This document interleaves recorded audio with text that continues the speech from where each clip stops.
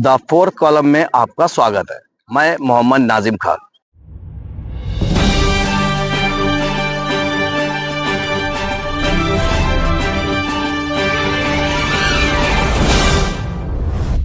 परिषद रखी है सर, क्या जानकारी देंगे, क्या पूरा?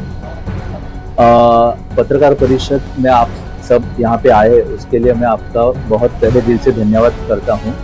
और मैं लोगों को, मुमरा और दीवा के वासियों को मैं ये जानकारी देना चाहता हूँ कि हमने हमारे राशन की दुकानों में फॉर्म दिया है, जो कि हमें महाराष्ट्र सरकार के जो जीआर निकला था 4 अप्रैल 2025 में अपात्र शिधापत्रिका शोध मोहीम राबवण्याबाबत, इसके बारे में हम लोग ने राशन की दुकान है उनमें फॉर्म दिया है। तो मैं सभी राशन धारकों के जो लाभार्थी उनसे मैं अपील करता हूँ कि ये राशन के जो फॉर्म दिया है वो आप उसमें सही अपनी जानकारी भर के, उसके साथ कौन सा भी एक डॉक्यूमेंट एड्रेस प्रूफ करके, जिसमें आपकी जो भाड़े पावती है, जो आपका एलपीजी गैस कनेक्शन की पावती, light bill, telephone bill, bank passbook, driving licence या इलेक्शन कार्ड, आधार कार्ड, ये कोई भी एक आप उसमें ज्वाइन करके आप हमें दे सकते हैं। यानी हम उसका वेरिफिकेशन करके आगे भी आपका राशन कार्ड चालू रहेगा।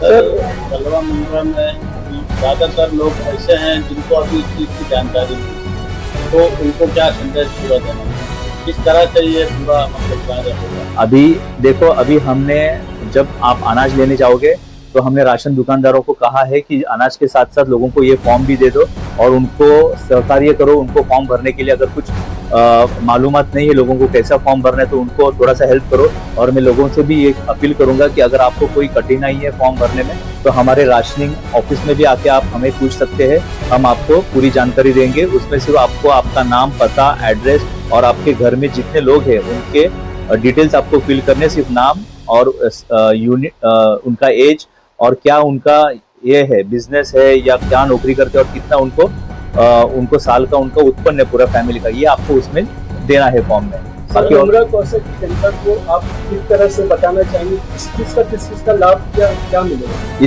अगर आप फॉर्म भरते हैं और आपका फॉर्म बाद में वैलिड हो जाता है, तो आपको आपका जो राशन कार्ड है वो चालू रहेगा। अगर आप फॉर्म नहीं भरते तो भविष्य में आपका राशन कार्ड बंद भी हो सकता है।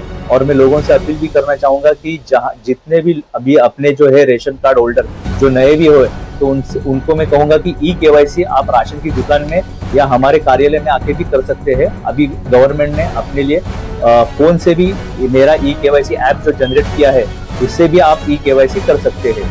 तब इसका टाइमिंग कब से कब तक? नहीं, ये अभी हमने तो 1 महीने के लिए रखा है। 1 महीने तक आप ये फॉर्म भर सकते हैं।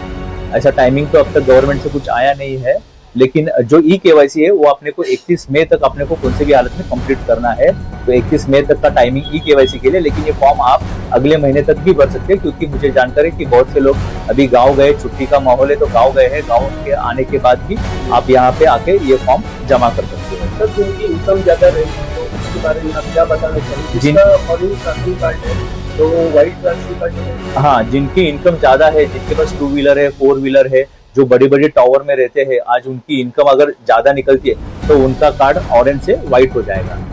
सर, एक जानकारी और भी दीजिए, काफी जनता इस चीज से कंफ्यूज है, यानी उन लोग को मालूम नहीं है कि जैसा कि आधार कार्ड, पैन कार्ड, ये सब डॉक्यूमेंट जो दिया जा रहा है, तो इसके बदले उनको लग रहा है कि बैंक में पैसा आएगा, राशन कार्ड बंद हो जाएगा। नहीं, ऐसा कोई नहीं, बैंक में पैसा नहीं आएगा। अभी गवर्नमेंट जो है आपको फ्री में अनाज दे रही है, और गवर्नमेंट का यही कहना है कि अभी बहुत से जो है लोग इनकम बढ़ता है, लेकिन रेशन ऑफिस में आके इनकम बढ़ाते नहीं है, सिर्फ उनके जो कुटुंब रहते हैं वो बढ़ाते हैं। तो गवर्नमेंट को इसके लिए वेरिफिकेशन करना है कि जो अभी यहाँ आपको भी मालूम है कि यहाँ पे बाहर के लोग बहुत आके स्टे कर रहे हैं, बांग्लादेशी है, रोहिंग्या, तो उनको भी छानबीन उनकी भी चल रही है।